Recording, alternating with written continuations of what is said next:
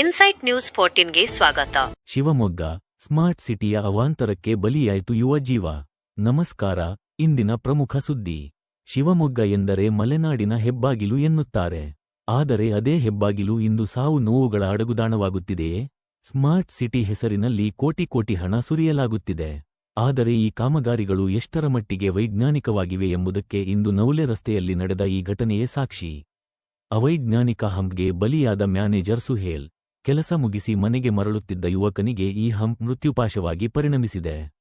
ಮೆಲ್ಲನೆ ಬಂದ scooter hump ಏರುತ್ತಿದ್ದಂತೆ ನಿಯಂತ್ರಣ ತಪ್ಪಿ ಗಾಳಿಯಲ್ಲಿ ಹಾರಿ ಕೆಳಕ್ಕೆ ಅಪ್ಪಳಿಸಿದೆ.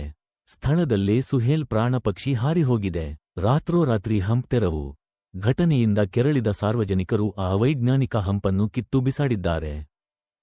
ಶಿವಮೊಗ್ಗದ ನವುಲೆ ಮುಖ್ಯ ರಸ್ತೆಯಲ್ಲಿ ಅಳವಡಿಸಲಾಗಿದ್ದ ಆ ಒಂದು ಡೆತ್ ಹಂಪ್ ಸುಹೇಲ್ ಎಂಬ ಯುವಕನ ಬದುಕನ್ನು ಕಿತ್ತುಕೊಂಡಿದೆ. ಅಲ್ಲಿ ಯಾವುದೇ ಸೂಚನಾ ಫಲಕಗಳಿರಲಿಲ್ಲ, ವೈಜ್ಞಾನಿಕ ಮಾನದಂಡಗಳಿರಲಿಲ್ಲ. ರಾತ್ರಿ ವೇಳೆಯಲ್ಲಿ ಈ ರಸ್ತೆಯಲ್ಲಿ ಸಂಚರಿಸುವವರಿಗೆ ಅದು ಸಾವಿನ ಗುಂಡಿಯಾಗಿ ಮಾರ್ಪಟ್ಟಿತ್ತು.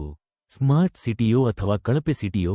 ಜನರ ಪ್ರಶ್ನೆ ಒಂದೇ. ಶಿವಮೊಗ್ಗದ ಪ್ರತಿ ಮೂಲೆಯಲ್ಲಿ ನಡೆಯುತ್ತಿರುವ ಕಾಮಗಾರಿಗಳನ್ನು ಪರಿಶೀಲಿಸಿದರೆ ಅವು ಕಳಪೆ ಮಟ್ಟದ್ದಾಗಿವೆಯೇ ಅಥವಾ ಕೇವಲ ದಾಖಲೆಗೆ ಸೀಮಿತವೇ? ಒಬ್ಬ ಯುವಕನ ಪ್ರಾಣ ಹೋದ ಮೇಲೆ ಆ ಹಂಪನ್ನು ಕಿತ್ತು ಹಾಕುವ ಸ್ಥಳೀಯರ ಈ ಕ್ರಮ ಸಂಬಂಧಪಟ್ಟ ಅಧಿಕಾರಿಗಳ ನಿರ್ಲಕ್ಷ್ಯಕ್ಕೆ ಕನ್ನಡಿ ಹಿಡಿದಿದೆ. ಇಂದು ಸುಹೇಲ್ ಅವರ ಅಂತ್ಯ ಸಂಸ್ಕಾರ ನೆರವೇರಿದೆ. ಆದರೆ ಆ ಕುಟುಂಬಕ್ಕೆ ನ್ಯಾಯ ಸಿಗುವುದು ಯಾವಾಗ?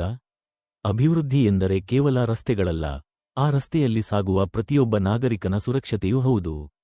ಅಧಿಕಾರಿಗಳ ನಿರ್ಲಕ್ಷ್ಯಕ್ಕೆ ಇನ್ನೆಷ್ಟು ಬಲಿ ಬೇಕು ಎಂಬುವುದು ನಾಗರಿಕರ ಪ್ರಶ್ನೆ.